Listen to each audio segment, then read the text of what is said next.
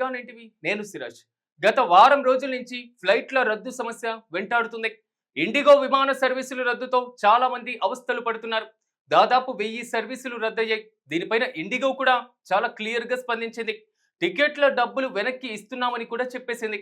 Cut చేస్తే కేంద్ర మంత్రి రామ్మోహన్ నాయుడు ఎంట్రీ ఇచ్చేశారు. తన శాఖనే కాబట్టి చర్యలు చేపట్టారు. దాన్ని కూడా వక్రీకరించే ప్రయత్నం చేశారు.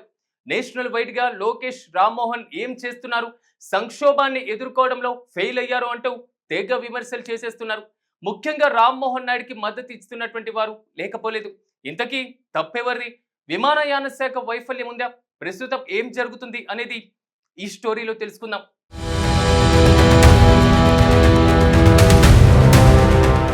ఇప్పుడు దేశవ్యాప్తంగా ఇండిగో పేరు మారు మోగుతుంది. ఇది మంచి పని చేసినందుకైనా ఓకే, కానీ సంక్షోభం కారణంగా కావడంతో ఎవరి వర్షన్ వాళ్ళని వినిపిస్తున్నారు.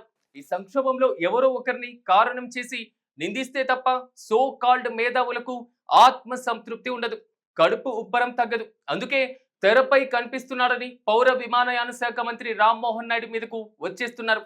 ఇంత జరుగుతుంటే ఆయన ఏం చేస్తున్నారు అంటున్నారు. కాస్త ఆలోచిస్తే ప్రైవేటు విమానయాన సంస్థల రోజువారీ వ్యవహారాలు, వారి యొక్క పైలట్లు, సిబ్బంది సామర్థ్యంతో కేంద్ర మంత్రికి ఏం పని ఉంటుందో అర్థమవుతుంది. కానీ అలా చేయడం లేదు. ఇండిగో ప్రయాణికుల్ని సతాయించడం ప్రారంభించిన వెంటనే రామ్మోహన్ నాయుడు చర్యలు తీసుకున్నారు. అప్పటికప్పుడు డీజీసీఏను ఒప్పించి పైలట్లకు పెట్టినటువంటి పరిమితుల నుంచి రిలీఫ్ ఇప్పించారు.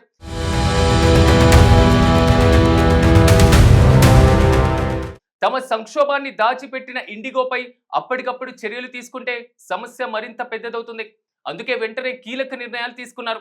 ఇతర ఎయిర్లైన్స్లకు అదనపు విమానాలు నడిపేటువంటి అవకాశం కల్పించారు. రేట్లు పెంచేస్తున్నారని తెలుసుకొని వెంటనే ధరలపైన క్యాప్ ని కూడా విధించారు. తన ఆఫీసులోనే వార్ రూమ్ ని ఏర్పాటు చేసి సంక్షోభ నివారణకు పూర్తి సమయాన్ని కేటాయిస్తున్నారు. సమయ పాలనకు మంచి పేరు తెచ్చుకున్న ఇండిగో విమాన సర్వీసుల విషయంలో ఇంత ఘోరంగా విఫలమవుతుందని ఎవరూ అనుకోలేదు. కొత్త నిబంధనల అమలుకు 1.5 ఏడాదిన్నర సమయం ఇచ్చినా నిర్లక్ష్యం చేశారు. అది ప్రైవేటు సంస్థ. రోజువారీ సంస్థ వ్యవహారాలు ప్రభుత్వానికి చెప్పాల్సినటువంటి పని లేదు.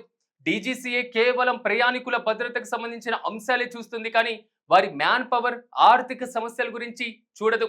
అయితే ఈ సంక్షోభానికి రామ్మోహన్ నాయుడును బాధ్యత చేయడానికి కొంతమంది ప్రయత్నాలు చేస్తూనే ఉన్నారు.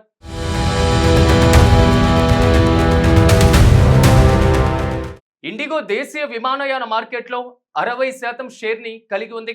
ఇతర సంస్థలు ఆ స్థాయిలో పుంజుకోలేకపోతున్నాయి. ధరలు కానీ, సర్వీస్ కానీ, సమయ పాలన కానీ అన్నిటిలోనూ ఇండిగో ముందే ఉంది. పైగా మంచి లాభాలను ఆర్జిస్తుంది. ఇతర విమానయాన సంస్థలను కూడా అదే స్థాయిలో ఎదిగేలా కేంద్ర ప్రభుత్వం ప్రోత్సాహకాలిచ్చి ఇండిగో గుత్తాధిపత్యాన్ని నివారించాల్సినటువంటి అవసరం ఉంది. లేకపోతే ఒకరి సమస్య దేశ సమస్య అవుతుంది. దానికి సంబంధం లేని వాళ్లను బలి చేసేందుకు కొంతమంది మేధావులు బయలుదేరి వస్తారని పలువురు రాజకీయ విశ్లేషకులు కూడా అంటున్నారు. మరి ఇప్పటికైనా కేంద్ర ప్రభుత్వం చర్యలు చేపడుతుందో లేదో వేచి చూడాలి. మొత్తం మీద ఇండిగో సమస్యపై కేంద్ర పౌర విమానయాన శాఖ మంత్రి రామ్మోహన్ నాయుడు పాత్ర ఉందా లేదా మీరేమనుకుంటున్నారు? కామెంట్స్ లో తెలియజేయండి.